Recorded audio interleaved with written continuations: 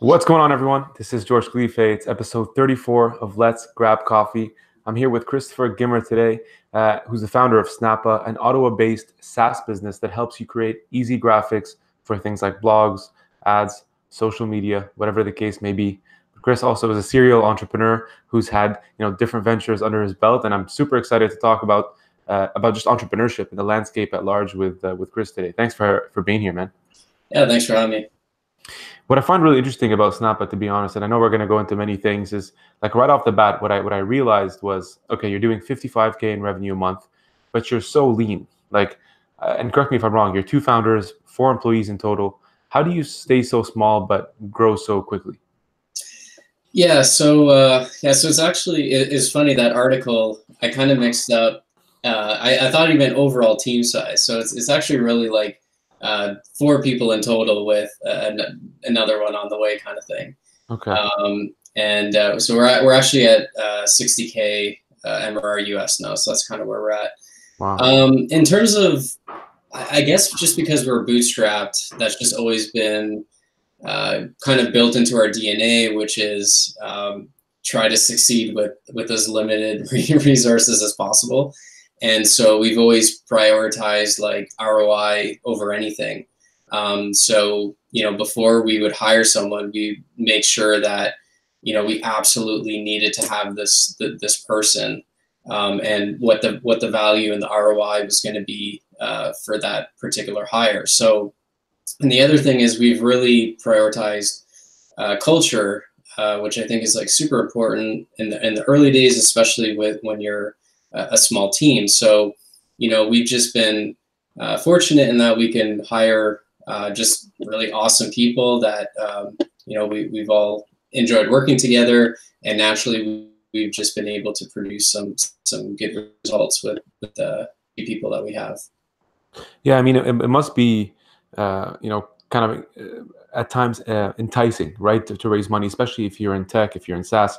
You hear about these crazy valuations, and I think for a lot of people, they've kind of gone off the path of, look, let's just at least try to make $1 of revenue here before we even think about raising money. So, how was that path to monetization for you kind of clear early on? Yeah, so some of the some of the ventures, well, I guess really the first 2 ventures that we ever launched, we had zero thought about revenue, or at least we had some thought, but it was a type of model where we needed like insane scale before we could start making meaningful money. And obviously that's just not going to work if you're bootstrapped, and we had no experience raising money or anything. So um, we kind of realized, like, if bootstrap something, we need to think more about revenue from day one. And so with Snappa, like, we could have prioritized having this like super open free product that was like, going viral, and, say, okay, let's worry about monetization later. But instead we really focused more on the paying customers. So we limited the free account more than maybe some of our competitors, because for us, what was important was the paying customers, right? Because at the end of the day, they're the ones that are funding the product. So yeah, that's just something that we, prioritize in the early days, is let's create an amazing experience for our paid customers, and not worry too much about, going viral and having this like, huge free user base that's going to cost us a ton of money to support. Yeah, for sure. And Chris, I'm sure you can attest to this, but in the beginning days, especially when you're now close to 5 employees, but or teammates, the CEO is almost like chief everything officer. You're wearing so many hats, and you hear this all the time.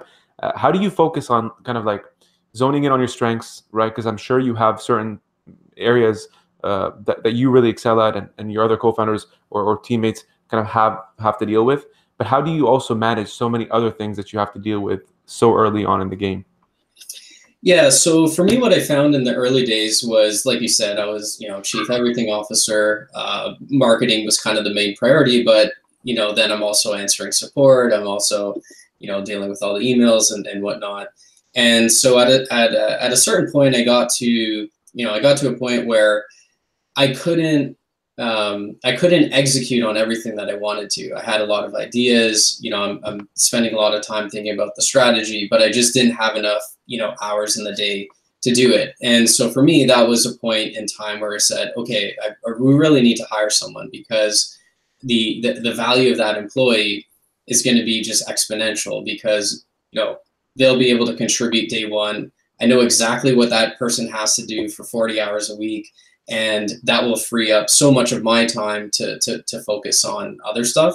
So essentially what I've done was, as soon as, you know, I would get to a level where, okay, if I can unload this, then this will allow me to do, you know, this, which I think is going to be the, you know, offer the highest ROI in the long run. And so, you know, even now I'm thinking about, okay, what am I doing now that I shouldn't be?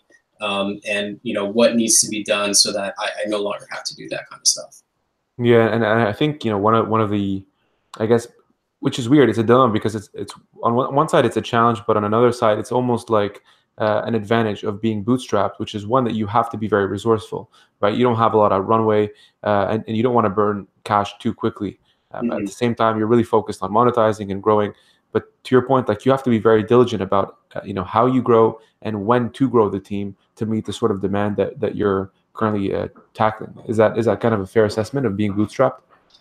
Yeah, 100%. It's funny, we've been thinking more about kind of our kind of almost writing out our culture. Like, we kind of know our culture, but explaining it to potential hires. So we actually just kind of created a careers page on our site recently, and, you know, literally what you just said was, it's communicated on our site that, you know, being bootstrapped is in our DNA, and we look at ROI above anything else. And so that's really important, that when people come in here, you know, we're not going to give them like infinite amount of money that they can just like throw shit at the wall and see. It's like, you know, obviously we have some money to kind of experiment with things, but it has to be done very thoughtfully, and there has to be some data behind it to back it up why we should be doing certain things. And one thing about Snappa that I kind of enjoy is it tackles, you know, realms that are interesting. I mean, in a sense, you know, it has to do a lot with marketing, just generally on the more so on the digital side, I would say. But what's cool is, because it has that recurring piece, it's also very lucrative at the same time. Did you know beforehand that Snappa was going to be, you know, profitable as you sort of kickstarted, or was this something that you had to kind of fine tune as you got along with it? Yeah, so we were working on some other websites before Snappa, and we knew from the get-go that we wanted to get into the SaaS, and a big reason of that was the recurring revenue.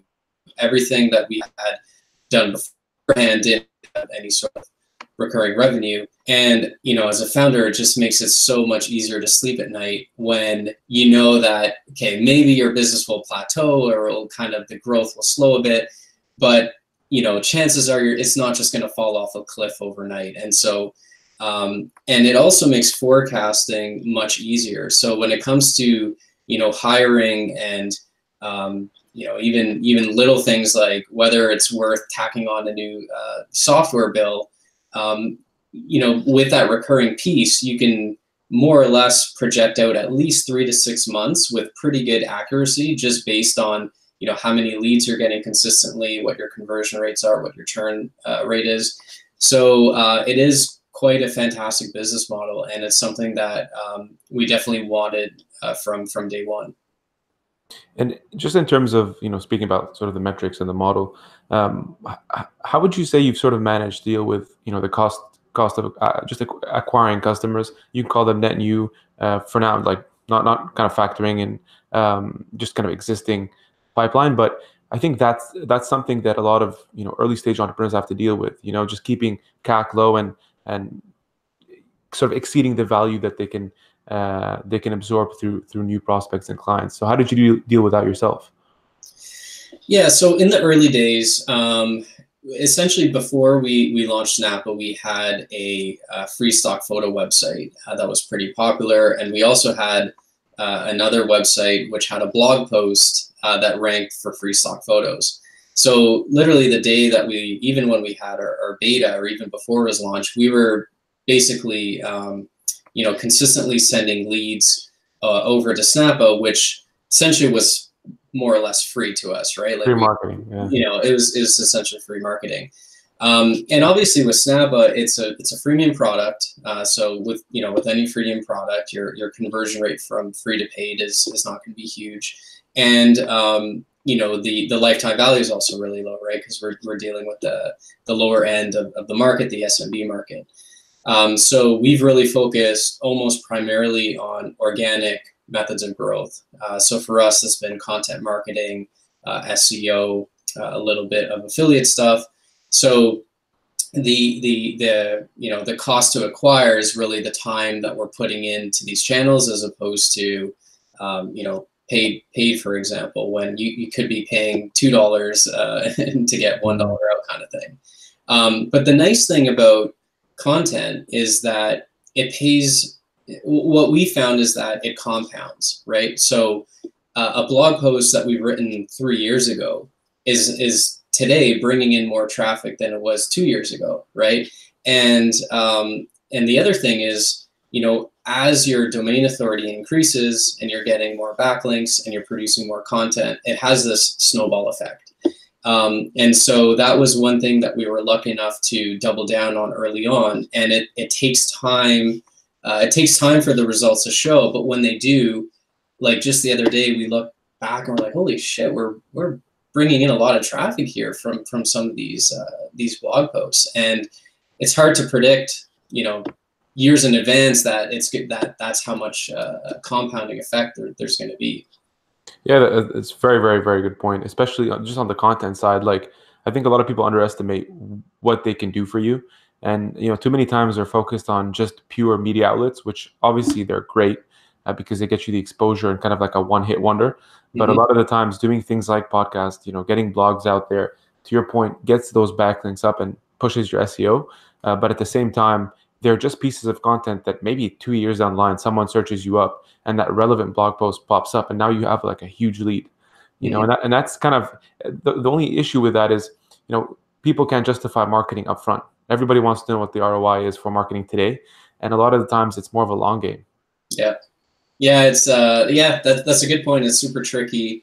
I mean, I've had some experience in the past with content SEO. That's pretty much how we grew, the other project that we're working on. So I kind of, just from doing some keyword research and some competitor analysis, like I had a hunch that, okay, if we could rank for these keywords, and, I think we have the skills and the expertise to do it, like, and sure enough, within about 4 to 6 months, we started seeing some good results, and then we just doubled down on it. But yeah, I talked to, some people that either own or work at marketing agencies, and it's hard to sell content to business owners, because you're basically saying, give me all this money to write this content and trust me that it's going to work in 6 months, right? It's a tough sell. Yeah, very true. One of the things, just talking about growth, kind of comes to mind, and I talk to a lot of aspiring entrepreneurs, and one of the questions I even get is like, look, how do you find your team early? Because for example, you and I both come from the business side of things. Like, I'm business and marketing. I'm not necessarily fluent in software developing, for example, and so I have to align myself with people who are. But finding technical co-founders is a big challenge. So how do you go about doing that? What was your kind of methodology? My answer is I got lucky. So Mark, who's my co-founder, we actually met at work. We were both working in the government, and we just so I found, or he kind of showed me some stuff that he was working on. He was just developing some stuff on the side, and I was like, wow, that's really impressive, because I had like zero programming skills at the time. Well, still definitely not a programmer. And so at that time too, I was kind of wanting to try some new things, and looking at starting a business and whatnot. And so we just started like working on stuff together, launching stuff. And, we were fortunate enough that, some of those things worked, and we've stayed really good friends, and it worked out. But I know tons of people who done similar things and ended up in disasters. So I wish I had a better answer, but I think I just got lucky. But I think at the end of the day, the most important thing is, the co-founder is like a marriage, right? And Mark and I talk basically every day. We're super good friends, and if you can't see yourself working with someone for the next 5 years, or if you can't see yourself even hanging out with that person outside of work, probably not going to be a good fit for co-founder. Yeah, that's a very good point. The other thing I would add to that is just like, you almost have to manage your egos, and you can't be super emotional about the business. So I think too many times, especially on like very, very early days, I mean, this is probably more important later on, but too many times, like, founders are so critical of like what the title is, or what they do on paper, whereas what it really comes down to is, to your point, you have to have that chemistry, because and research shows this, most successful companies actually have more than one founder, because you can kind of share the burden, you share the risk, etc., but also sharing those strengths and filling those gaps, and so not kind of overlapping on each other. So if you're a technical co-founder, you shouldn't be the one pitching at TechTO, for example. It's just not, is it highlighting your biggest strengths? I think that's the question you should really answer. Yeah, that's a really good point. I mean, we have that exact relationship. Mark's technical side, I'm more on the marketing and business side of things. And, we have a lot of discussion in terms of, what features should we implement, and kind of just overall strategy and direction. But when it comes time to implement on the dev side, like, that's him. I trust him to do his thing. With the marketing stuff, he doesn't, he trusts me to do my thing. I don't need to, get a second opinion or whatever. And we've always had that trust from day one. And to your point, like, some of the people that I know who've had co-founder issues was a lot more of the, they were both marketing people, or they were both business focused, and they were kind of stepping on each other's toes. And I think that's definitely where you see more of the co-founder issues than when you have complementary strengths and you kind of trust each other to do what they're good at. And, you use each other when needed to bounce ideas off, or whether it's, emotional support or whatever. But, I think that definitely tends to work better. And tell me something, because this is what I found interesting as well. You both came from the public sector, right? Working for the government, and oftentimes, like, this is why it's refreshing, because you left the government. I think you traveled for a while, so we can talk about that. But you did start a successful business, and oftentimes, like, you hear almost like a bad rep around the public sector, like, oh, they can't grind or hustle as much. What generally, like, what's your take on that? How did you kind of go about doing it? I don't want to bash the public sector publicly, but I mean, let's face it, from what I saw, if you compare the public sector to a company like Shopify, you're going to get two completely different types of people. And I think at the end of the day, that's why I ended up leaving, just because I just didn't fit. Well, I think in the beginning, I was, and I still to this day am more of a risk averse person, but I was kind of, following that script of, you have to go to school, you have to get a good job, you have to get one that's secure and pays well with a pension. And I kind of, that's always was the direction that I was heading towards. And then 5 years in, I realized, like, I don't actually enjoy this. I'm not going to be happy doing this for the next 20, 25 years. I want to do something a bit more fulfilling, and work with like-minded people. And then at the end of the day, that's and also there's a big element of freedom, is just wanting more freedom in my life. And so that's kind of what pushed me towards the path that I'm on now. But that's not to say that there isn't talented people in the government. That's definitely not the case. But unfortunately, from what I've seen, there is a bit of that culture, which people tend to fall into, and the ones that don't, they end up leaving, right? So that's kind of how it is. Yeah, it's. I mean, I would tend to agree. I mean, because And again, a lot of my friends, like I grew up in Ottawa, so a lot of my friends did go to the public sector. Some stayed, some left. And to your point, like it's not to generalize to say that like there are definitely talented people, there are definitely hardworking people, but I think the culture is just different than the private sector, and that's just really the reality. And that's not to say pockets of the government don't, work tirelessly or work lots of hours or hustle as well, but it's a Yep. different mindset, I guess. Yeah, I would agree with that. Yeah, and this is why I'm kind of touching on this point, because I know a lot of my friends are currently in that position, but they don't really know how to move forward. They don't really know how to take the leap.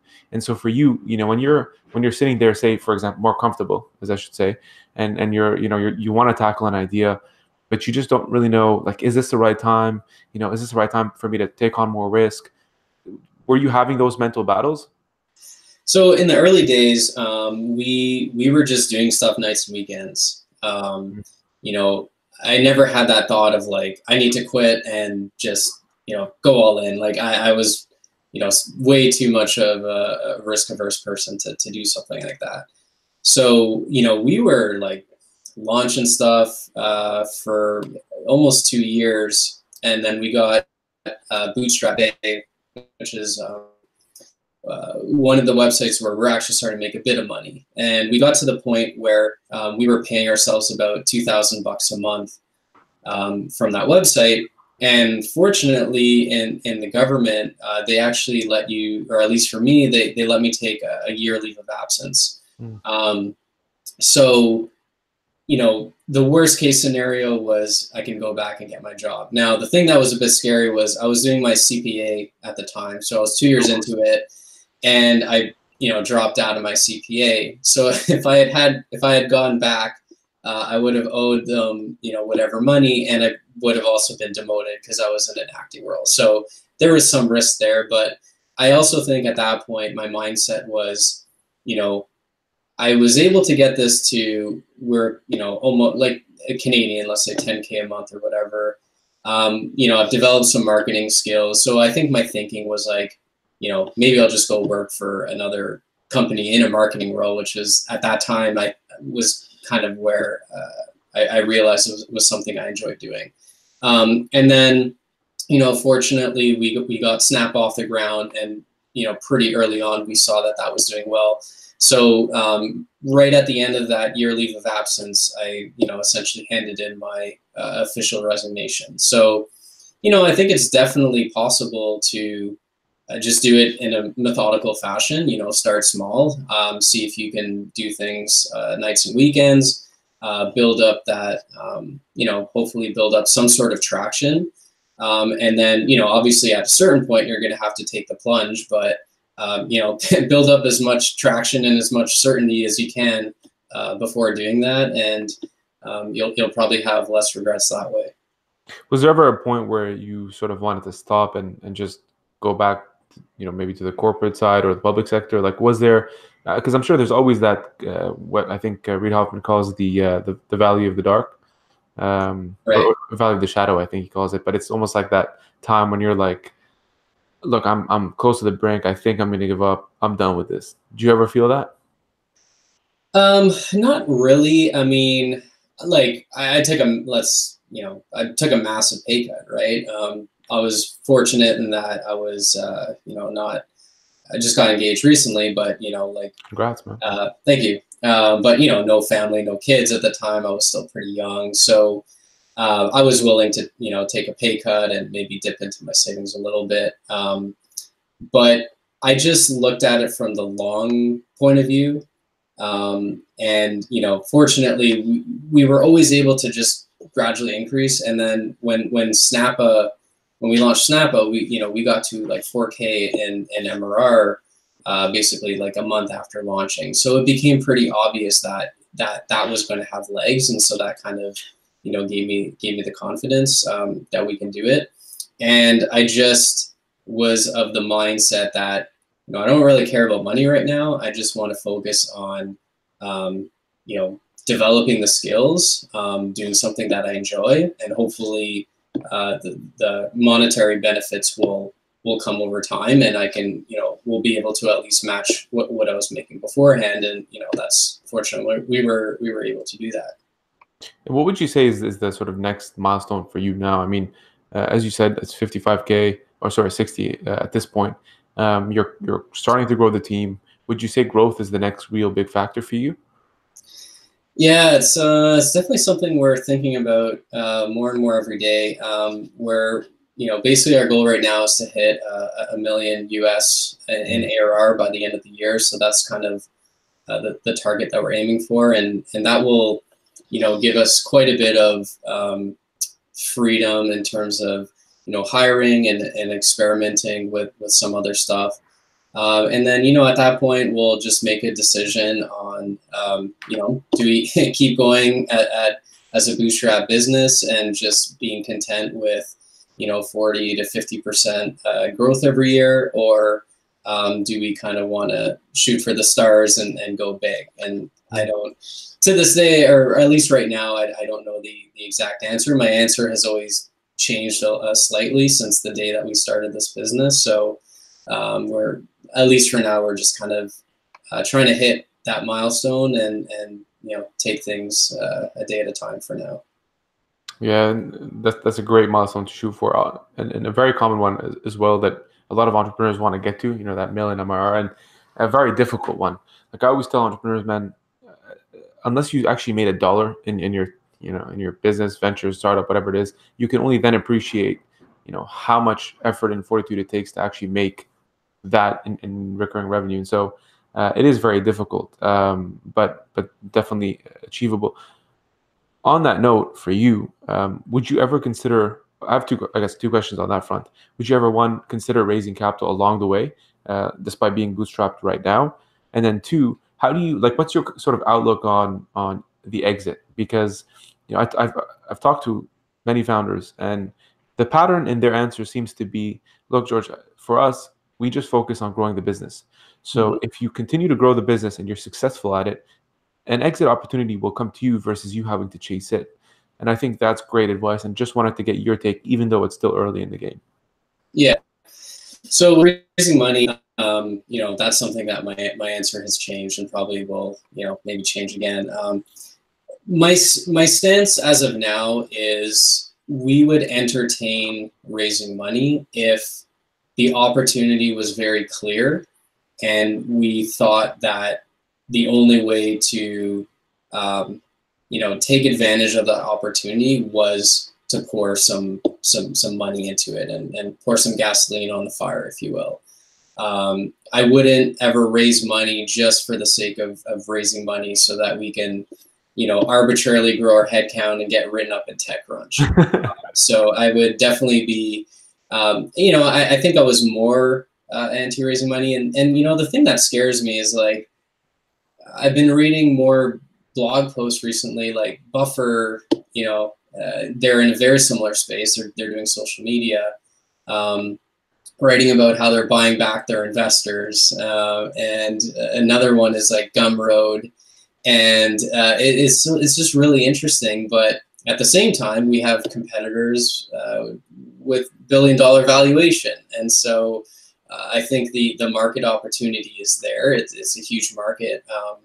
I think we just need to figure out, the exact opportunity that we want to go after, and what are the resources that we need to achieve that. Sorry, remind me the second question. So exit. Exit. Yeah.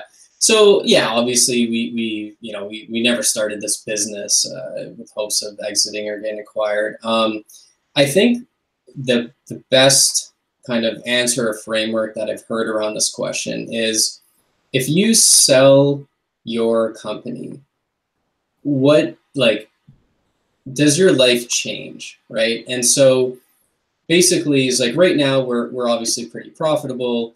We can pay ourselves a decent income. And so if we were acquired and, all that's going to change is I'm going to have a bit more money in the bank account, but not enough that I can walk off in the sunset, and I'm going to either have to start another company or I'm going to have to work from someone. Does that really change my situation very much? Not really. And so what is the real benefit of doing that?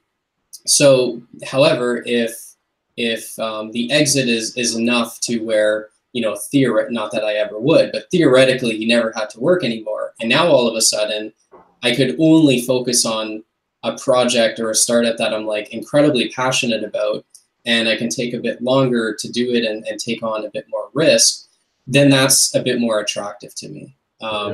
So, in the early days, we've gotten acquisition offers, and not that we ever like seriously entertain them, but like, my God, if I had sold, at a 3-4x profit multiple 2 years ago, I would be seriously kicking myself right now for doing that. And so, I think at this point we'd only be interested in, basically getting acquired from a strategic acquirer who's going to pay, a bit more of a premium multiple, and making the actual deal, really worth it for us in the end. And also to make sure that, our product and our customers are taken care of. Yeah, that's a very, very good point. In fact, when I was chatting with Dennis about this, he said, and he's had 3 exits. One was to Yahoo, and he was basically telling me, look, like it's okay to just run your business where it is today. I think there's this notion that you have to constantly be growing, and it's not that it's bad. I'm just saying that different people have different priorities, and if yours is just to kind of sustain on the finances that it's giving you at this point, then that's fine. Because to your point, what is the W? That's kind of what we ask clients usually on the M&A side, is like, what's your motivation? Number one, but also, what does a W look like for you? And many times, it's just not the right time. Like the right advice is just keep growing that value, keep showing on the execution side that you can determine, that you can put forth attractive metrics, and then everything will be taken care of from that side, versus doing it the other way around and chasing an opportunity that isn't necessarily the best for you at this point. So yeah, I just think that is the right mindset to have. Yeah, and I think, like, obviously you guys are in the M&A space, you probably know better than anyone. You're going to get the most attractive price if you have no reason to sell, right? And so that's kind of what we subscribe to is, look, we're in the business as if not going to sell. We're going to make this an attractive business under the assumption that we're not going to sell. If someone does come knocking at your door and the attractive is, or the offer is attractive, and our values are aligned, then yeah, sure, maybe at that point we talk about it. So, but I agree, like we're definitely not going out of our way to try to get acquired at this point. That's for sure. 100%.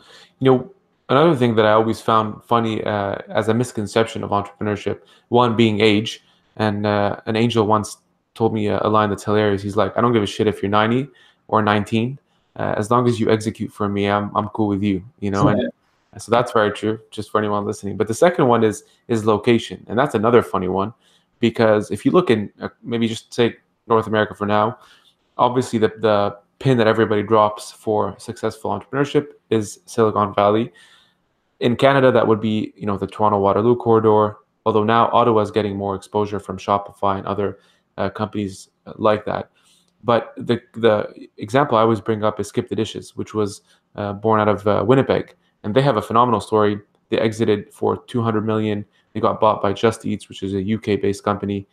In your case, did you ever feel like Ottawa was a limiting factor for you and that you had to move to a big city like Toronto? No, I mean, I think that's more of an excuse than anything. I mean, sure, maybe, okay, let's back up here. If you're looking to raise money, then 100% Ottawa is not the city that you want to be in. So maybe in that case, you're at a disadvantage. But like, are you really at a disadvantage from growing a business because you're in Ottawa? Probably not. That being said, of course, the network isn't going to be as strong. You're not going to have as many like-minded people. And if that is super crucial to you, if you really feed off of that, then sure, maybe Ottawa's not the best place. But I can't say that if I was in Toronto, we would have been more successful than we were with Ottawa. Like, I don't really subscribe to that notion. I think there's maybe certain industries or certain markets where maybe location is relevant, but for a a SaaS app where your market is basically the world, like yeah, I don't think But you're supposed to be mobile. That's the whole point about yeah, it. exactly. So yeah, Yeah. I've never really felt that way, but I have entrepreneur friends, kind of more on the nomad side that like are they have to be around other entrepreneurs and they have to work at co-working spaces and they really feed off that energy. That's never really been me. Obviously, I have a lot of friends and I enjoy going to conferences here and there or meeting up with some people, but I can work in my home office for a whole month and not feel that I'm being tied down or disadvantaged in any way. Yeah, and the other thing I kind of realized, and this is maybe more on the consumer side, forget about startup world for a second, is basically like a good product will always overtake good marketing. This is just the truth, and you see this time and time again. A good example is um, you can throw as much money as you want on marketing, but if the product is shit and people don't care about it, it's still going to be shit. Like it's just the reality of it. And I think to your point is if you're successful despite of your location, i.e. skip the dishes, you're still going to be sought out by a huge company that's going to come and give you a hefty profit for an exit in their case.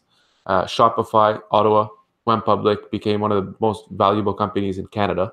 And also a darling in tech. I mean, we had Lightspeed go public recently in Montreal. That was a nice IPO, great for tech in Canada. And so I don't buy the fact that, another example for anyone listening is Duo Securities, based in Michigan. They were actually the first unicorn and also the first or to this day, actually, they raised the most VC money. So I can give you example after example, just goes to show to your point, you just got to execute regardless of where you are. Yeah, I agree for sure. One thing I want to talk to you, Chris, and you just mentioned you got engaged and wanted to kind of wrap or pick your brain, I guess, around kind of work-life balance. Obviously, Snap is your baby. It's your full time. It's 24/7. It's tough to shut it down unless you kind of voluntarily do so. So how do you kind of manage that? Yeah, that's funny. So in the early days, like, look, there's going to be like in the early days you got to work hard. I mean, there's just there's just no substitute. So we definitely, especially when we're working full time at the job, we're doing this like the weekends. When we first launched Snap, I'm going 12 hours a day working on the weekends kind of thing. But obviously that's not something that's sustainable in the long run. So I think it's okay to have like pockets or kind of finite sprints where you are working really hard or there's something that you're trying to get out. But in the long run, like you definitely have to develop some sort of work-life balance, some set boundaries, because people say this all the time, and I've experienced it. Like sometimes I go for a walk or I'm at the gym, and I'll just think of amazing ideas, right? Like I'm not, because my brain's just not in that mode, and that is so important, right? So I think it's definitely important.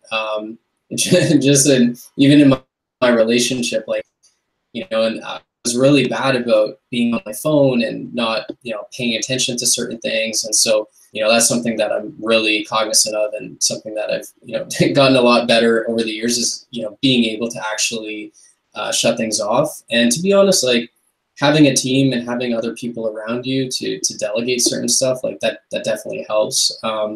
But you have to be like you have to be willing to do that. Basically, you can't have the full burden of the company for multiple years. It's just unsustainable. Yeah, I definitely like your point around, being in a more relaxed state is actually the ones where you're most creative. And it's very true. I mean, I think Einstein was the one who was kind of alluding to that early. And he just said, look, like most of my work actually gets done when I'm really in a more, Zen state, if you'd like. And that Zen Yeah, can be me at the gym or in a shower, whatever the case is, whatever kind of floats your boat. But that's the one where you're not kind of stressed out or you feel under pressure. You're not going to get any kind of creative work.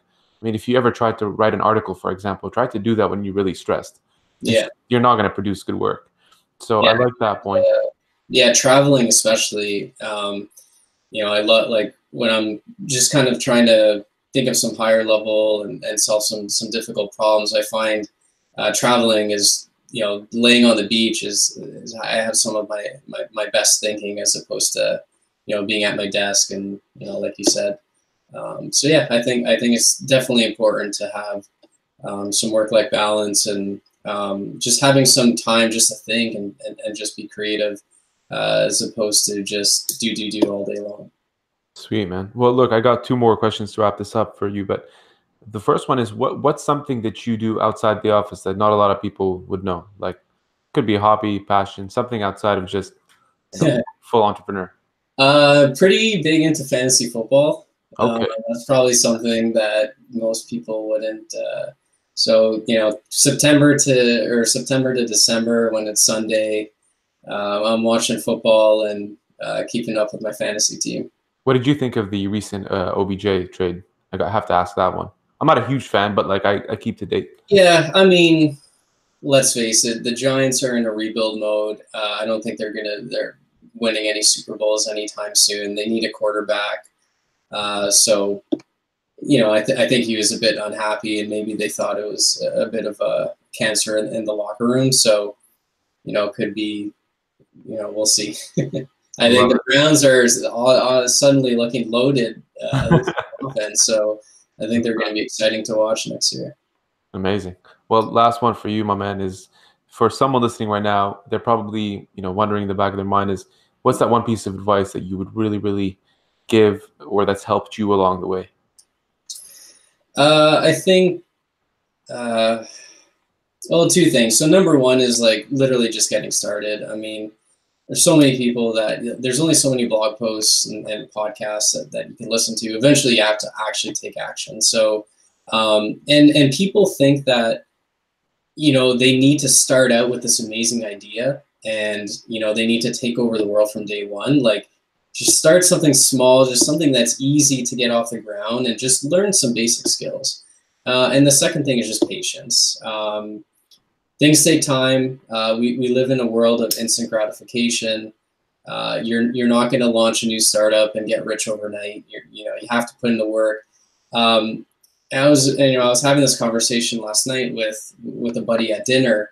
2 years ago, there's things that have happened in the last 3 months that I could have never predicted. And I guarantee you, 2 years from now, things are going to happen that today I would have never been to be able to predict. So there's this kind of element where you just have to be in the game, and eventually through serendipity, opportunities will just start to come your way. And I feel like the longer you do something and the more stuff you put out, the more people you meet, the more creative you are, eventually more and more opportunities will start to come your way. Amazing. Well, thank you so much, man, for the time. And I'm genuinely excited to see what you can do to grow Snap-on. And you can bet that I'm going to be sticking with your journey, and hopefully we can help out at some point in time, man. Awesome. I'll be in Toronto at the end of June, so we should catch up. Beers on me, buddy. Awesome. Amazing. Thanks, Chris. All right. Take care.